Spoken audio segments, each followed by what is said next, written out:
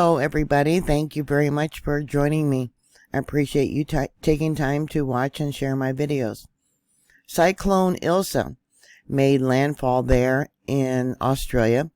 Luckily it was in a very sparse location. It came ashore along the western coast between Greeley and Pardoo Roadhouse. And Pardoo Roadhouse, boy, it was devastated. There is a GoFund donation website set up to help them with repairs. There was actually people in the building when the cyclone hit as a Category 5 storm, which is equivalent to a Category 4 Atlantic hurricane. The Australian Bureau of Meteorology reported that Ilsa's wind speeds broke previous records set more than a decade ago in the same area. Just before the cyclone hit the mainland, it passed over Pardoo Island, an uninhabited island, where it sustained wind speeds reaching 218 kilometers per hour or 135 miles per hour. This storm broke the records of Cyclone George that was set back in 2007, which had winds of 194 kilometers per hour. Here is another image of the roadhouse, and yeah, the roof's missing. When Hurricane Ilsa made landfall early on Friday, now they're a day ahead of us, with the highest intensity rating on a 1 to 5 scale, and then moved inland as emergency crews urged several remote communities along the storm's path to seek shelter and remain indoors. I think they had a walk-in freezer or cooler, and that's where the people who were at the roadhouse took shelter when the roof came off. Here is a Twitter post from Pardoo Roadhouse.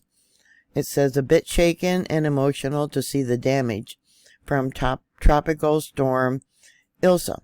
She may have wiped us out, but she can't take away our spirit.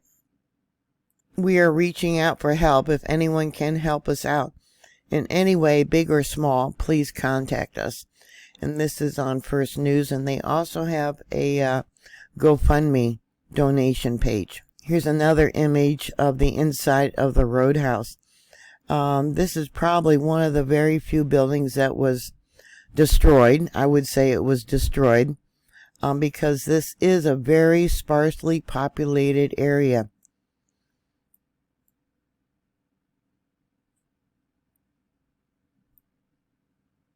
This here image looks to be the kitchen. Yeah, there's the ceiling, the stove, yeah, part of the ceiling on the floor, yeah, or on the countertops.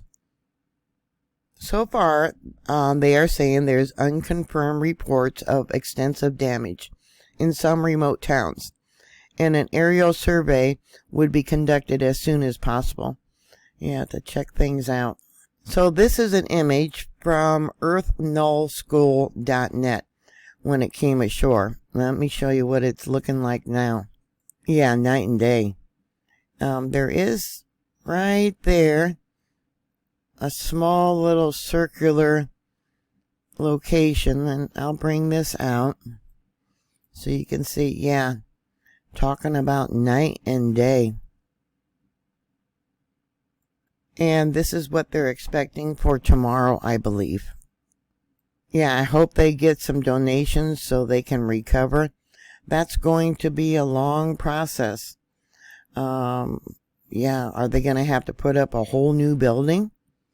I don't know how sound the structure is, but yeah, you can see the outside sheeting and then all the goods. Yeah, all the money in the grocery supplies. Yeah. Here we have another image just as it was making landfall yesterday. And another one.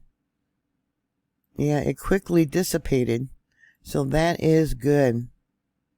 And I keep praying that there is no injuries, but like I said, it is in such a remote area. You just don't know. Yeah, I don't know. I suspect this is also the Roadhouse. You can see we got power lines down. Yeah, and there was part of a gas pump. It looked like that.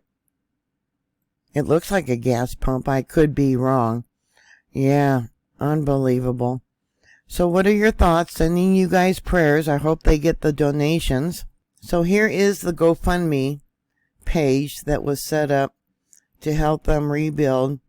They think their goal would probably be $250,000, and they've only acquired $17,830 from 316 people.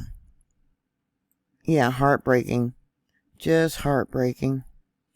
So please put your comments down below. Yeah, I don't know what to say. I'm kind of speechless.